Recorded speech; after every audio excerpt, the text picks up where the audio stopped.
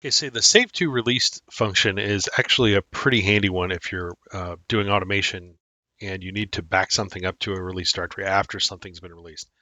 So Nitro-CELL has this released capabilities. It's an entire class of functions.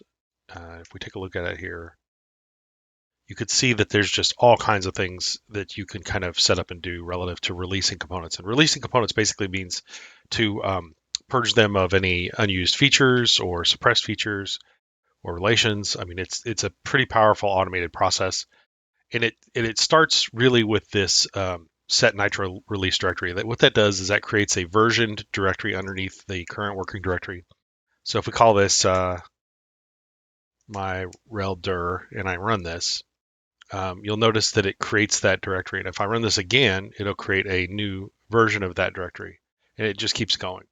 So one of the things that we've added is the ability to kind of save content to that release directory as a function call. So put in a save to released, and it expects the active model, but you can also specify something in there. So if I said basket.prt, I press to do it, you'll notice it creates that new directory, and in here we do have the basket that we specified should be backed up.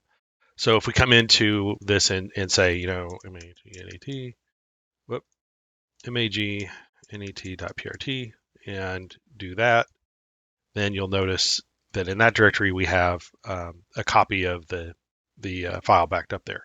This also works for drawings. It is a very handy function when you want to back things up that don't need to be going through the release process, or you just need a place to back things up to.